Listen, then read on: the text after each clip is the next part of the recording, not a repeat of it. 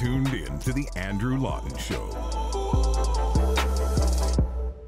Yes, we spoke last week on the show about how the government is going to spend $200 million, the parliamentary budget officer says, on establishing this so-called Digital Safety Commission. We need a bureaucracy with 330 people to regulate what you do and say online. And as we noted with Michelle Rempel-Garner, that does not even count the increased workload to the Canadian Human Rights Commission and other organs that are going to be involved in this operation.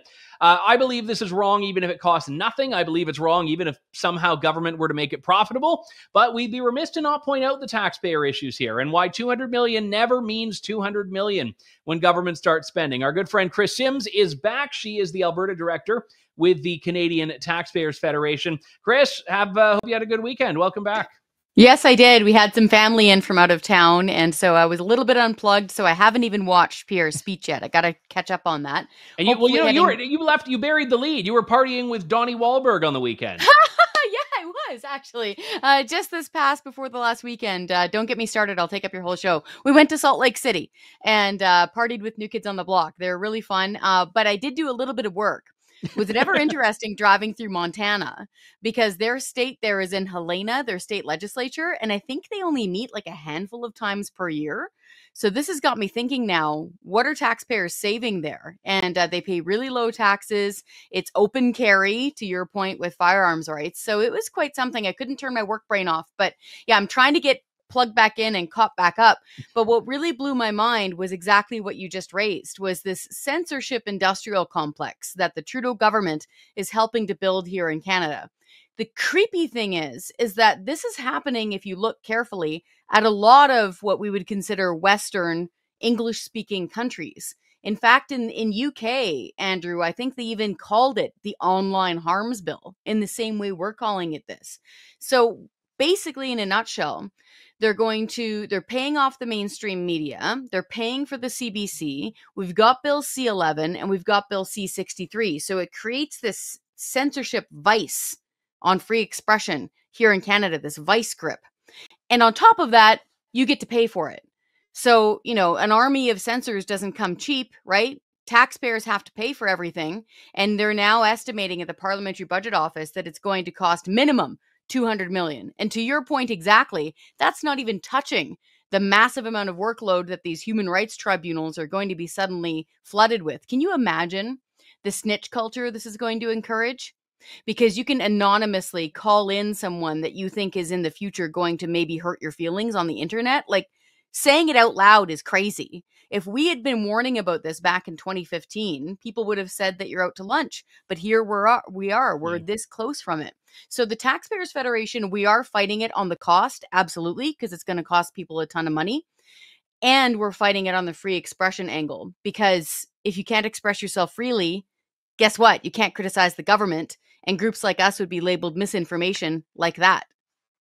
Yeah, just to go back for a second to what you said about the legislatures in the U.S. I ran, as many people may know, for the provincial legislature in Ontario many years ago. And I was chatting with an American friend of mine from New Hampshire who was like baffled to learn they make money, because in New Hampshire, a state rep makes $200 a term. And so $100 a year is the salary of a New Hampshire state rep. And they meet I don't know, maybe twice a year or something like that. And my goodness, I would love it if our politicians only had a couple of hours to make it. Because this happened in Texas not long ago, where there was a filibuster, which means something in the U.S. because if you don't pass your bill by the closing of business on a particular day, then you don't get another chance for several months. So when it comes to taxing, I would love that. The Digital Safety Commission wouldn't stand a chance if the government was only there one day a year. No, exactly. It's funny. Some mainstream media organizations contact us sometimes and ask us oh, don't you wish they were still hard at work and still having more sitting days and blah, blah. No, no, don't give them more days to mess things up. You add more government, you mess it up. Same sort of thing goes with these ridiculous salaries that are now being paid at city hall levels in most places across Canada. They're like, oh, boo-hoo, the mayor's only making $200,000 a year, or boo-hoo, the city councilor's only making $120,000. And it's no, you realize in New Hampshire, exactly to your point, I think they get gas and sandwich money. It's very similar in Montana, and a lot of states, a lot of provinces could be running their shops this way. The most direct analog that I can come up with on costs, not for the Digital Safety Commission itself, but just in general with government, is the long gun registry, Yeah. which I forget the initial pledge. You might recall better than me, but it was a very paltry sum they said this thing was going to cost, and it ends up being well over $1 billion. Yes. What's startling is they initially said it'll cost $2 million. That was it. Yeah, it was. I knew it was something like a rounding error almost. Little tiny bit. And it almost, once all the smoke cleared and you start adding lawsuits and fights and stuff, it was close to 2 billion with a B. So remember, folks, back when, this is way back with the Chrétien and Martin Liberals, when they had the so-called long gun registry. Remember, you probably remember some Reform Party members as a lark were registering their soldering guns successfully. Silly things like that happening, but it was in order to point out what a mockery this really was. It ballooned in cost. It wasn't quite 2 billion, but it was closing in on that. And to Andrew's point exactly, they'll come out and say, oh, this massive group of censorship police that are, run by a bunch of bureaucrats in Ottawa and Gatineau, it'll cost you 200 million. Well, look at what happened with ArriveCan. Like, that little app should have cost around $250,000. It wind up costing us around $60 million. Just imagine how this thing is going to balloon out of hand for a cost. Like, the censorship element's one thing, and then there's a huge waste of money on the other. Yeah, and the weaponization of complaints is, I think, key here. We're going to be talking in just a few minutes with David Clement on the LCBO strike. And the reason I bring that up is because OPSEU on its website has a little form where you put in your information and you click a button and it automatically sends an email to Doug Ford's office. And these sorts of tools are very common when people are trying to gin up public support. You basically make it so that there's a ready-made form and you can file it and push it, and it sends it off to maybe the Prime Minister's office, maybe the Premier's office, maybe every MP in the country, because people will do this. Yeah. And this is the exact kind of thing that I know someone will do with the Canadian Human Rights Commission complaint process, where they'll say, someone will make some tool and they'll say, paste the link of the tweet you want to report, and it'll auto-populate a form and send it right to the Human Rights Commission. And all of a sudden you have people that are running these campaigns because you actually profit. You can make some money if you file a complaint under Bill C-63, assuming it passes, and your complaint is deemed to have standing, even if you were not harmed in any way from it. So no one at the CHRC has said how they're going to prevent against this. And I know, being government, their answer is going to be, we need to hire a legion of investigators to sift through all these things. Yeah, just imagine. And that's exactly to your point. The censorship police and the amount of online gagging that is going on here from the government, or it's going to happen if this passes, is hard enough to swallow. But the people forget there's a financial incentive to anonymously complaining to a human rights tribunal about your feelings being hurt. So just imagine if people are long in the tooth enough like me. Remember back when Ezra Levant was fighting against the Human Rights Tribunal? I forget for what. He had published Western Standard.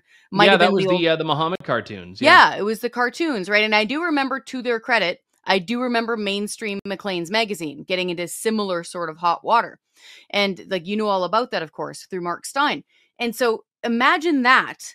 But now fast forward to today's culture of, getting offended by things, and make it anonymous and give people the opportunity to make thousands of dollars. Boy, oh boy, they did not. I hope I'm saying this right. I hope they didn't think this through. I hope it's this much of a disaster because they're doing this by accident. I'm not so sure sometimes. But folks, we really need to focus on this. And to your point of, I liked what you played there with Pierre Poilievre, and your point about no longer holding back so much and worrying about, don't be offensive, don't be gross, but worrying about talking about things like gun rights, right? Worrying about talking about things like, blowing money during the lockdown. People should be confident enough to speak with their relatives and their friends about this sort of stuff now. And that would be my one little nugget of advice I would give people. And it gives you a little bit of hope and a little bit of agency of just have that confidence and that courage to actually broach some of these topics with people who aren't really that political. And it might help them decide what they want to do over the next few years when it comes to just being in so much debt, the lineups at the food banks, getting rid of something like the carbon tax. I think a lot of us need to realize that we don't need to hold back as much as perhaps we thought we used to. Censorship doesn't come cheap. Neither does fighting to save the planet, as you pointed out here to us, Kris.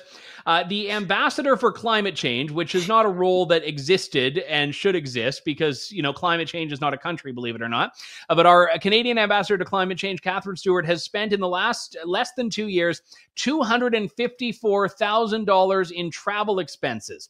This includes stays at luxury hotels, price tag up to $623 a night. But that's a lot of air travel for someone who is saying we all need to reduce our carbon footprint. Yes, exactly. It's so well summed up in that famous cartoon. I don't know the artist who made it, but it shows what looks kind of like a farmer with like a trucker hat standing next to what I think is his son, and he's looking up in the sky, and it's just black with all these, airplane smoke trails. And he said, "What's that, Dad?" "Oh, politicians flying to the next climate summit." Exactly. And this lady, to your point, I forgot she existed. I pay her salary, and so do you, and so do all of your Canadian listeners and viewers, but I forgot she existed, number one. And now she's racking up these massive costs. Nothing says save the planet and do your part like sleeping in a $600 a night hotel. And again, it really cheapens the efforts that people earnestly make. Things like making sure a fish habitat is clean or trying to, protect an endangered species. When you let bureaucrats, permanent government, this lady was not elected to this job, blow your money like this under this greenwashing auspices of, climate change, it does two things. One, it wastes your money completely. Two, it weakens your argument. So the next time you're earnestly trying to say, you know what, maybe we should plant a few more trees. Let's make sure we have clean drinking water here. It sours people on helping the environment because they see what a scam this stuff is. Yeah, and I was reading through her job description because I genuinely was curious what it was. And there were a number of points listed, so I don't want to oversimplify. But the first one that the government lists is coordinating with Canadian missions. So that's, embassies and permanent offices.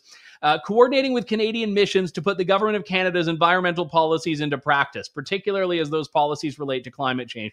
So I'm just imagining her flying around to our embassies to make sure they're using LED light bulbs, basically. So, she flies to the embassy in, I don't know what the capital of Mozambique is. I apologize. She flies to our embassy there and says, "Oh, well, yep, you got rid of the coal furnace. Great." And then she flies to our UN mission in New York and says, "Oh, yep, you got the LEDs in. All right, I've saved the planet here."